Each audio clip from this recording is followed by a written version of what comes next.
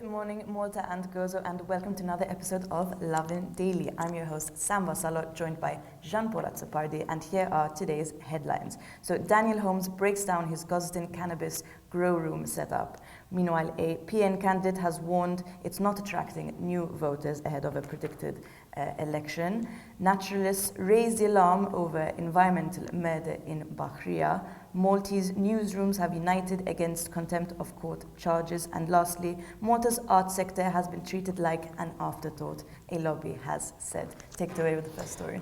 Absolutely. So, award-winning poet and Daniel Holmes has broken down his Gozzian cannabis growing room in his latest book, memoir published by Lovin Malta. In it, Daniel Holmes describes the moment he was, stopped by police wearing plain clothes in his car, and then further goes into details of how he grew his cannabis in his Gozzian home, speaking about his 600-watt high-pressured sodium bulbs, his cross strains of Purple Haze and Northern Lights.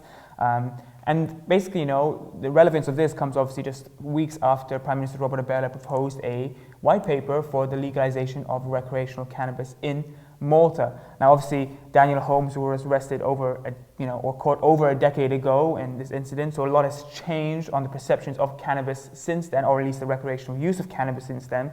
But at the time, when he was arrested, he stated that, really people saw, or the prosecutors and police and stuff saw that he had a drug factory, when in fact, by today's standards, it was simply just him growing cannabis, but if the white paper gets approved, would be considered quite, normal, so to speak.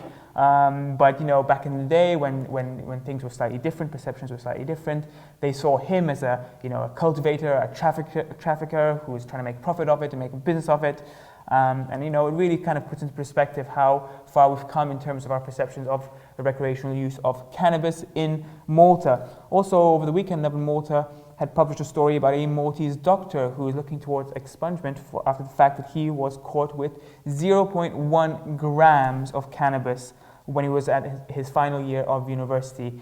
Speaking to us under anonymity, the doctor basically said he had been driving home one day, he saw by police, they saw a pizza box in the back of his car, so they profiled him because of that, searched his car, and they found a small bag with what was 0.1 grams of cannabis, which, if anyone knows, is like a twig of cannabis. He had panicked, and under the circumstances and under what he had to go through legally because of that 0.1 grams, it's left him scarred, panicked, with panic attacks even to this day. And at the time he was put under perception or stereotype as a criminal. It doesn't matter if you're a pedophile or a murderer or someone who's caught with 0.1 grams of cannabis, you were put in this category. And for him, obviously, it was a major deal and scarred him mentally. Exactly. So it's very good news that we're discussing, expunging people who have been found guilty of using cannabis. We can see from that story that was published by Lovin Malta, it really leaves a lasting effect on people, even people found with 0.1 grams of weed, which is virtually absolutely nothing. Now, there's a lot of talk about this white paper. It at face value comes at good news, that we're going to stop treating people who use cannabis as criminals. But a closer look in the white paper, there are a lot of holes that need to be addressed. Okay, we can start growing our own weed, but the majority of cannabis users don't have the expertise and don't want to grow their own weed. So there's no real way of procuring it legally unless you're going to grow it yourself. So that you're not clamping down on the black market. It will still be alive. Parents aren't allowed to grow. You can't smoke in public. So hopefully these are addressed sooner than later, these issues. Moving on to our next story, more of a political one here. So a PN candidate has warned it's not attracting new voters. So Rosalind Borg-Knight, who of course is the PN candidate, urged the party to look beyond poll gains, essentially showing that Bernard Gregg has never been more popular, but they are really failing to attract new voters since the last election. And she's raised the alarm on this fact. So essentially, a poll by Malta Today found that Labour is still predicted to win in a landslide should an election come around in the next year as is predicted. So the PN are doing very poorly with young voters. It seems that they're not attracting people who are perhaps disgruntled with what has happened with Labour and all of the scandals surrounding the party over the last few years. So, this is a kind of rallying call to her party to kind of pull their socks up and see what they can do to attract new voters ahead of this general election. Absolutely. I think PN needs definitely a major shake-up if they want to be competitive at all next year, and I think the numbers and the way it's been going for the past few years are just highlight that exactly. Moving on to our third story, naturalists have now raised alarms over the environmental murder in Bahria. A number of naturalists have basically spoken out over a development in Bahria that they say could have devastating effects on its surroundings and areas. Quote unquote, one activist, including Arnold Chiburaz, said this is an environmental massacre taking place in Bahria, where they stated that a natural site has become essentially a quarry. This Natura 2000 site has signs all up from Heritage Malta, but at the same time, it looks like from photos published online that it is slowly turning to a quarry. They also said that there's more stone and masonry there now than the entire village of Bahria itself. And although the development has permits in order, complaints have been lodged and they are being looked into by authorities. But given the way that Malta treats its environment, and once these permits are issued and once construction sites start or construction work starts taking place, naturalists are fearing that endemic species of the area may not survive the development taking place.